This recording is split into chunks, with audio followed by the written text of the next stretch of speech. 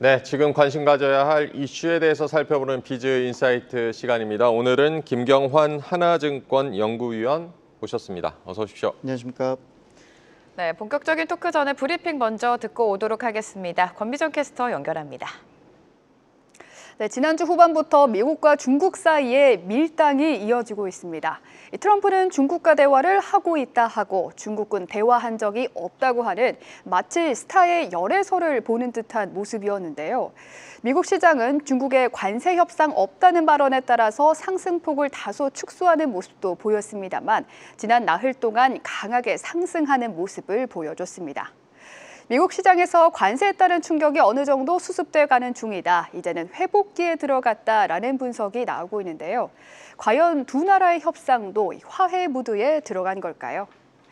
지금 두 나라가 서로에게 부과한 관세는 145%와 125%입니다. 미국은 중국산 주사기와 바늘 같은 일부 품목에 대해서는 245%의 관세를 부과하기도 했죠. 관세가 100%를 넘는다는 것은 사실상 무역이 중단된다는 것을 의미하는데요. 이 어마어마한 관세를 해결하기 위해서 양국이 협상을 서둘러 해결해야 하는데 어째 조금 더 협상이 간절한 쪽은 트럼프 대통령처럼 보입니다. 그도 그럴 것이 최근 트럼프 대통령의 정책이 셀 아메리카를 주도했다. 투자자들이 미국 주식도, 미국 채권도, 그리고 미국 달러도 모두 팔아치우게 했다라는 평가를 받고 있기 때문이죠. 그러면서 트럼프와 베선트 장관, 중국의 유화적인 스탠스를 계속 취하고 있기는 하지만 중국은 요지부동하는 모습입니다. 특히 트럼프 대통령은 23일부터 계속 중국과 매일 협상을 진행하고 있다. 시진핑 주석과 여러 차례 통화를 했고 3, 4주 내에 여러 협정을 발표할 예정이다라고 이야기했지만 중국 측에서는 협상이 없었다, 가짜 뉴스다. 그리고 협상을 하기 위해서는 관세를 먼저 철폐해야 할 것이다 말하면서 강경한 입장 일변도로 대응하고 있습니다. 그래도 최근 국내 한 언론에서 미국 재무부 건물로 들어가는 중국 고위 인사를 포착해서 화제가 되기도 했는데요. 시진핑 국가주석과의 직접적인 협상은 알 수가 없지만 그래도 물밑 협상은 계속되고 있는 것으로 파악됩니다. 주말 사이에는 중국이 메모리 칩을 제외한 미국산 반도체 8개 품목에 대한 관세를 철회하고 의료 장비 그리고 플라스틱의 원료인 에탄에 대해서는 관세 면제를 검토 중이다라는 보도까지 나왔는데요. 미국 측에서 관세 협의 가능성을 내비친 만큼 중국도 유화적인 대응책을 택해서 팽팽한 관세 협의에 출구를 찾으려고 한다는 분석이 나오고 있습니다. 미국이 싸움을 결정했다면 협상은 중국이 결정한다는 말, 중국의 한 경제학자가 말했는데요. 지금 이 모습만 보면 상당히 이 상황을 잘 설명한 말 같습니다. 이 초조해 보이는 미국과 상대적으로는 여유로워 보이는 중국. 과연 중국은 정말로 이 협상의 우위에 서 있을까요? 미중 관세 협상과 그 중국의 영향, 오늘은 그 이야기 나눠보겠습니다. 네, 브리핑 보고 오셨고요. 좀 더 깊은 이야기로 들어가 보겠습니다. 위원님, 지난주 금요일 중국의 정치국 회의가 있었는데요. 이번 그 미국과의 관세 전쟁 이후에 처음으로 열리는 회의여서 관심이 쏠렸는데 이번 회의 어떤 부분 좀 주목해서 보셨습니까? 일단 저희가 중앙정치국 회의라는 회의를 좀 주목하는 이유는 당 서열 랭킹 1위부터 25위까지가 정치국 위원인데 이분들이 매달 모여서 이제 회의를 하는데 경제 주제로 하는 회의는 연간으로 한 4차례 정도 열립니다. 그래서 4월, 7월, 12월 특히 이제 지난 12월 달 연말에 경제공작회의나 정치국 회의에서 한 얘기가 있기 때문에 말씀하신 미국과 중국과의 극한 대립 이후에 이제 바로 열린 수뇌부 회의니까 부양책이나 추경 여러 가지를 좀 기다렸던 거고요. 결론부터 말씀을 드리면 지난 12월 달 회의 대비해서 아주 굉장히 서프라이즈한 어떤 부양책이라든지 톤 변화는 사실 없었고요. 어떻게 보면 의외로 좀 차분한 모습을 좀 보이면서 본인들의 갈 길을 좀 가겠다는 의견을 좀 제시를 한 것 같고 조금 12월 달하고 차이가 있다면 당연히 외부 리스크에 대해서 그러니까 외부 불확실성을 내부의 확실성으로 대응하겠다는 얘기를 하면서 최우선 순위로 고용을 좀 강조를 했습니다. 뭐 당연하지만 고용 얘기를 안 한 적은 없습니다만 최우선 순위로 뭐 지난번에 소비 촉진이나 재정 얘기를 했다면 이번에는 수출 산업 관련된 고용이 20%나 되다 보니까 극한 대립이 지속될 거라는 부분을 가정해서 고용 안정을 얘기를 했고요. 근데 아쉽게도 3월 전인대 이후 직후다 보니까 추경이라는 부분, 즉 지금 정도의 재정 적자율보다는 하반기 불확실성을 감안하면 좀 더 세야 되는데 그 부분에 대한 언급량이 좀 적었다. 그리고 주말에 저희가 이제 자세한 내용을 좀 뜯어보니까 긴박함은 좀 보여집니다. 그러니까 올해 있어야 될 어떤 그 예산 한도나 이런 거를 빨리 땡겨가지고 쓰겠다. 그리고 상황에 따라서 기존에 갖고 있는 어떤 정책 그 어떤 박스를 열어서 언제든지 쓸 수 있다라는 얘기는 했는데 시장이 이 불확실성에 대한 확실성에 대한 대응으로 이 확실성을 얼마나 높게 평가할지는 단기적으로 조금 중립적이지 않나 이렇게 생각을 갖고 있습니다. 네, 이런 가운데 시진핑은 일방적인 괴롭힘은 반대한다라고 밝혔지만 관세에 대한 이야기는 없었습니다. 반대로 트럼프 대통령은 중국과 지금 협상하고 있다라고 밝혔는데 양측 간의 협상 언제쯤 이뤄질 것이라고 보십니까? 사실 저도 뭐 개인적으로 좀 빨리 이루어졌으면 좋겠는데요. 네. 일단은 중국 쪽에 어떤 여러 가지 좀 입장 변화가 있을 수 있는 조건을 조금 말씀드리는 게 맞을 것 같습니다. 뭐 네. 제일 최우선 순위는 중국 입장에서 좀 소위 말해 판을 좀 깔아주는 트럼프 대통령의 네. 뭐 관세 철폐나 혹은 굉장히 좀 파괴적인 어떤 조치가 나오면 좋겠습니다만 사실 중국 입장에서 좀 입장이 바뀔 수 있는 가능성 몇 가지를 좀 말씀을 드리면요. 일단 중국 입장에선 이번에 90일 상호관세 유예된 국가들의 협상 내용을 좀 보고 본 다음에 어떤 대응이 나서지 않을까 생각을 갖고 있어서 저희가 중국에서 가장 주목하는 협상 쪽의 국가, 즉 백악관과 기타 국가들의 협상에서 네. 일단 두 가지 지역을 저희가 주목을 하는데요. 일단 첫 번째는 베트남이고 두 번째는 EU의 협상 결과를 중국이 기다리고 있을 것 같습니다.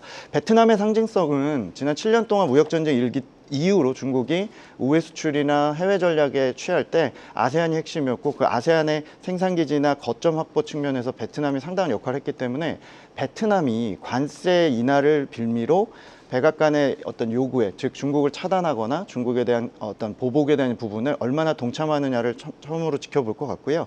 EU의 상징성은 최근에 중국 그 증권사들도 미국의 수요가 줄면 EU 쪽에서 만회하겠다, 즉 유로존에서 이제 만회하겠다는 얘기를 좀 많이 하고 있는데 새로운 수요처로서 이 완충하는 수단으로서 EU를 또 많이 지켜보고 있는데 EU는 베트남보단 좀 뒤인 6월에서 7월 정도에 이제 백악관과 협상 가능성이 있기 때문에 두 국가의 결과를 좀 보고 중국이 좀 입장을 내놓거나 좀 어떤 테이블에 나서지 않을까 저희는 생각을 갖고 있고 중국의 생산자 물가를 좀 주목을 하고 있습니다. 사실 지금 겉으로 되게 의연한 척하고 있지만 중국이 초단기적으로 백악관 대비 유리한 거지 중국도 하반기를 바라보면 지금 같은 어떤 지표 악화나 앞으로 있을 일을 감안하면 중국에서 가장 중요시하는 데이터는 결국에 수출과 생산자 물가일 것 같습니다.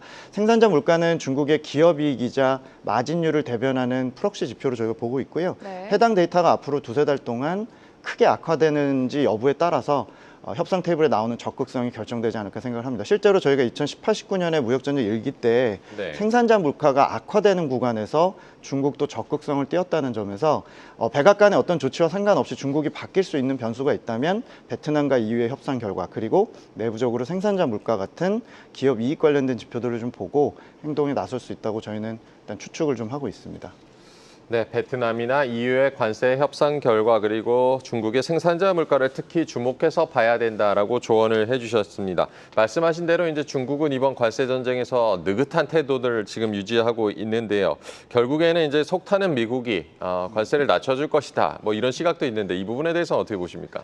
일단 말씀드린 대로 백악관이 초단기적으로는 미국 대비 좀 불리한 게 사실입니다. 그러니까 네. 죄송합니다. 중국 대비해서 네네. 백악관이 좀 불리하죠. 그러니까 중국 입장에서 뭐 단기 여론이라든지 또 선전이라든지 부양이라든지 여러 가지를 조금 백악관보다 조금 더 부담해서 덜 한다고 보실 수는 있겠지만 중국이 느긋하다기보다는 이번 4월 달에 상호관세의 어떤 부과 방식이나 또 그 상호관세를 유예시키면서 주요 무역국 대상국들과 중국 차단에 대한 걸 논의할 거라는 부분 때문에 중국이 이 와중에 이제 약하게 나가기보다는 좀 더 강하게 어떤 제시를 하면서 백악관의 눈높이를 좀 낮추려는 시도가 아닌가 이렇게 생각을 좀 갖고 있습니다. 그래서 네.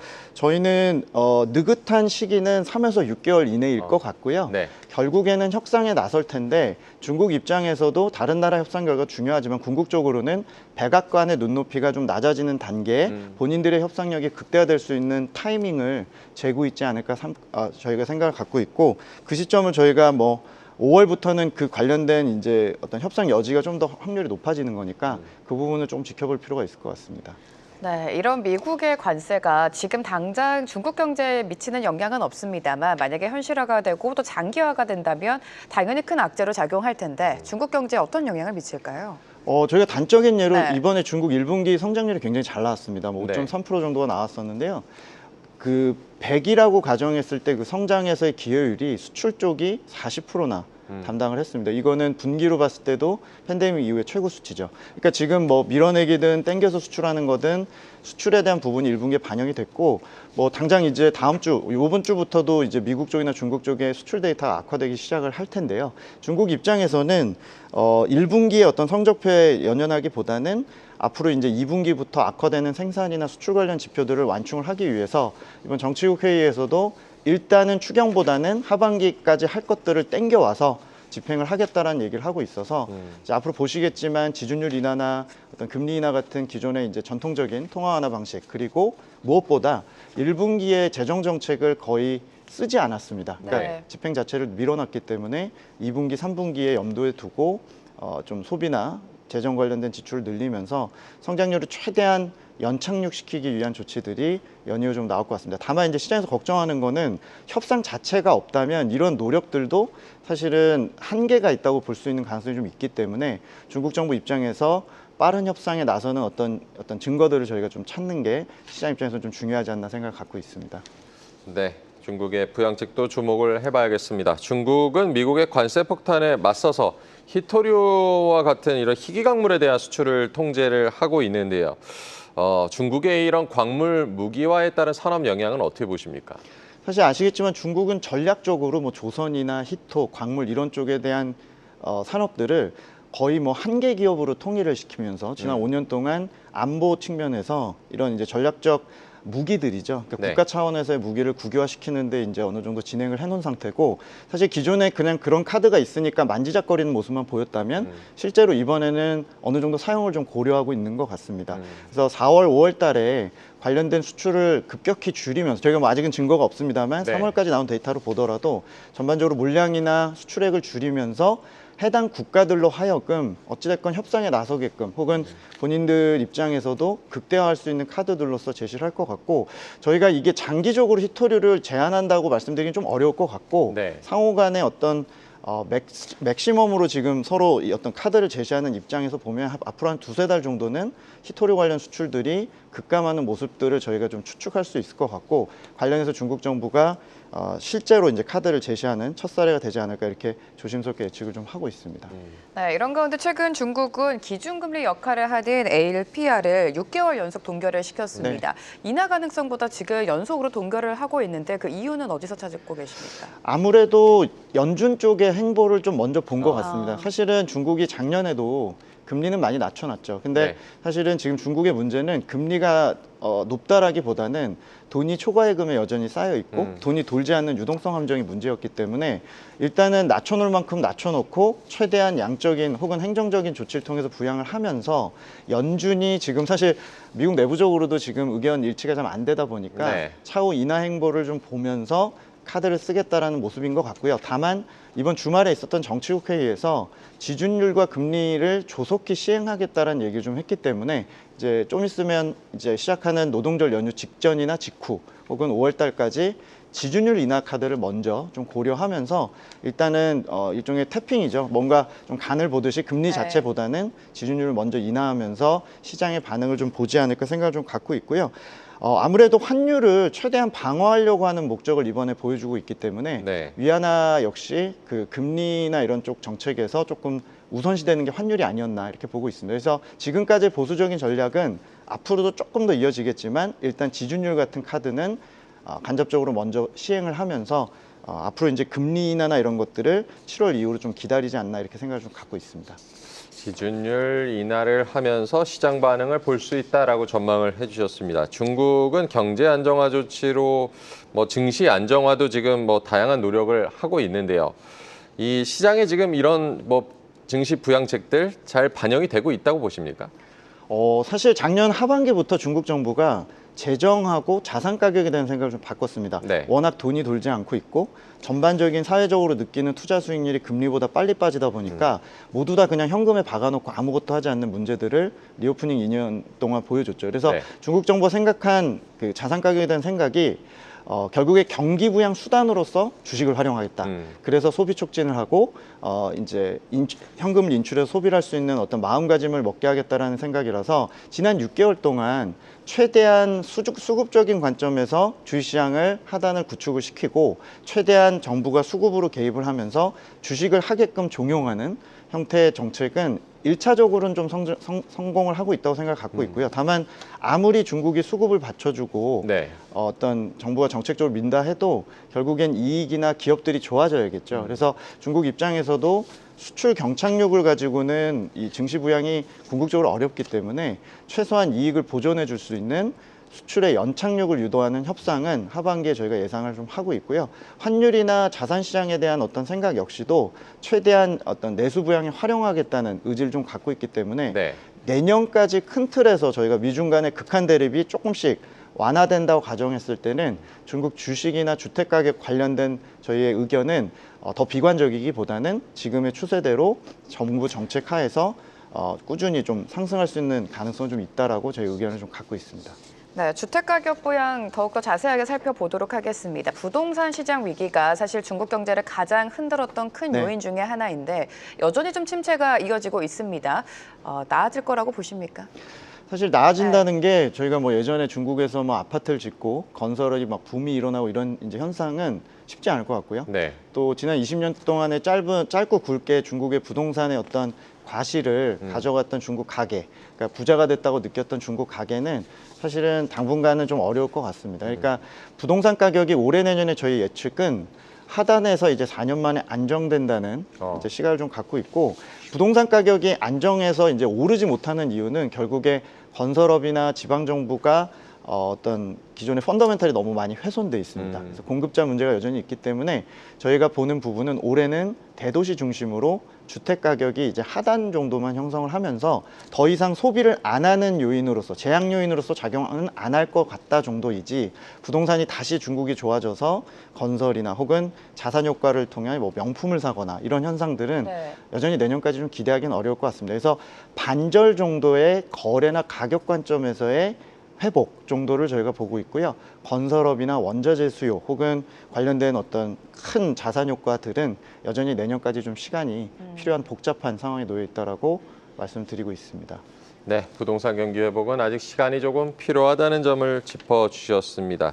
이번에 뭐 환율 얘기를 해보겠는데 중국은 뭐 미중 무역 전쟁 1기 때도 이제 환율 가지고 서로 싸우기도 했었고 네. 과거에도 미국의 환율 조작국에 중국이 지정되기도 했었는데 과거 사례는 어땠고 앞으로 지금 뭐 필요한 중국의 대응책은 어떤 거라고 보십니까?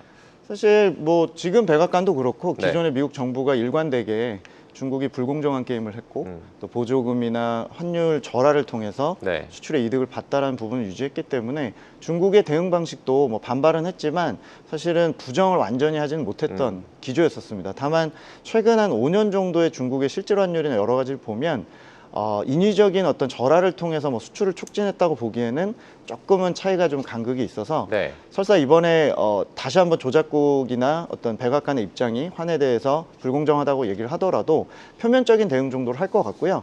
이번에 의외로 양국이 혹시라도 이제 타협을 하거나 스몰딜이 생긴다면 환율도 저는 이해관계 이번에 맞는다고 생각을 하는 게 중국이 지난 7년 전에 무역전쟁 1기 때는 관세를 환율을 통해서 절하를 시켜서 이제 대응을 했다면 사실 올해는 내수를 올인하는 관점에서 이미 단가가 떨어진 중국의 수출을 부양하기 위해서 굳이 위안화를 대폭 절하하거나 하는 행보를 안 보일 것 같고 백악관이 원하는 정도의 절상 혹은 안정에 대한 의지는 좀 있는 것 같아서 양쪽의 의견이 좀 일치하는 부분이 아닐까 생각합니다. 그래서 말씀하신 조작국이나 이런 쪽에 대한 단기 이벤트에서는 뭐 또 반발을 하고 네. 잡음은 있을 수 있겠지만 궁극적으로 저는 양국이 3에서 6개월 안에 환율 관련해서는 합의를 좀 볼 수도 있고 실제로 환에 대해서 좀 안정적으로 위안화를 가져가려고 하는 시도를 보시게 되지 않을까 생각을 갖고 있습니다. 네, 이번 주면 또 5월이 시작이 됩니다. 시장은 5월 중국을 굉장히 좀 긍정적으로 바라보고 있는데 그 대표적인 이유가 본격적인 소비 시즌이 시작이 됩니다. 노동절과 단오절과 같이 여러 가지 행사가 좀 예정되어 있는데 내수 심리가 회복할 수 있을까요?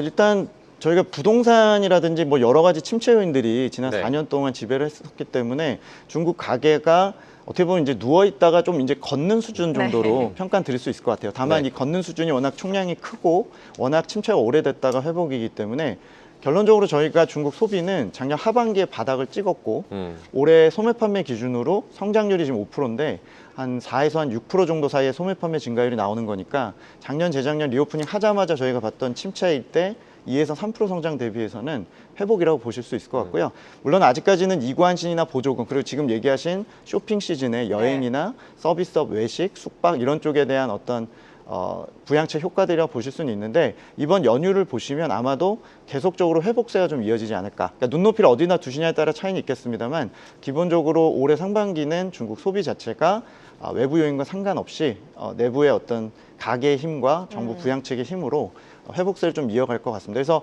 중국 매니저들도 지금 주식 쪽에서는 중국 소비주를 네네. 대항마로 계속적으로 매수를 좀 하고 있고 국내 역시도 관련된 이관신 소비 수요나 내구재 쪽을 좀 계속 보실 필요는 있을 것 같습니다. 소비 쪽을 좀 긍정적으로 보고 계신다라고 말씀해 주셨는데 언급해 주신 것처럼 정부의 좀 적극적인 지원이 있어야 될 것 같아요. 내부에서는 어떤 걸 준비하고 있을까요?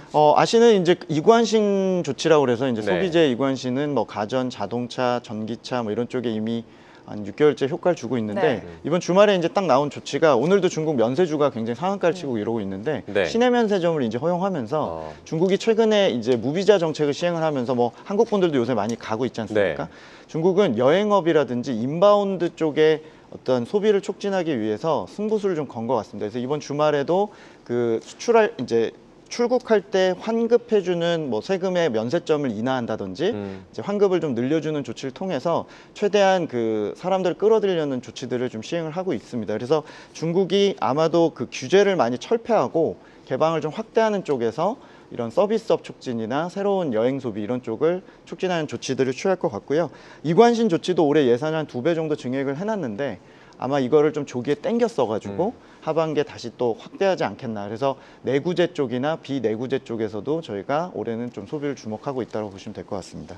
네, 중국의 소비도 주목을 해봐야겠습니다. 일각에서는 이제 5월 중국에 대한 뭐 중국의 한한령 해제가 있을 것이다라는 기대감도 있는데요. 네. 지금 그럴 경우에 우리 뭐 게임이나 엔터 산업에 좀 수혜가 되지 않을까? 해제 가능성 있다고 보십니까? 사실 뭐 저희 10년 동안 한한령 해제는 무슨 전설의 네. 동물처럼 항상 실체가 있냐 없냐 갖고도 저희가 기대도 했다가 실망도 많이 했는데요. 네. 일단 중국 내부의 추세를 보실 필요가 있을 것 같아요. 그러니까 아까도 지금 방금도 말씀드렸지만 중국이 인바운드 소비, 내수 확대, 서비스업 확대 이런 걸 하는데 네. 그 주체가 사실 중앙정부도 원하지만 지방정부가 이제 땅 팔아서 뭔가 수익을 내지 못한 상황에서 지방정부 활성화를 위해서 예전에 저희가 각 지역들이 뭐 축제라든지 이런 걸 해서 여행을 붐업을 시키듯이 중국도 지금 내부적으로 무비자 효과나 이런 걸 통해서 극대화하려고 하고 있습니다.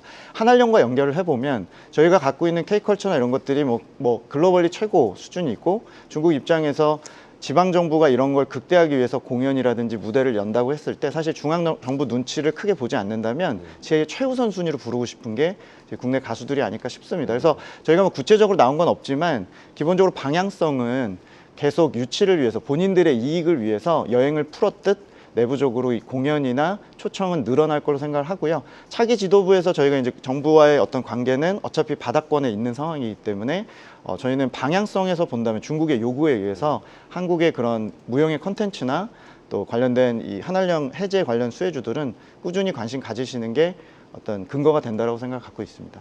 네, 관세라는 불확실성이 있지만 미국 증시 대비해서 중국 증시가 1분기에 굉장히 선방을 했습니다. 딥시크의 등장으로 기술주까지 좀 부각이 됐었는데 5월 시장은 어떤 아이디어를 가져가면 좋을까요?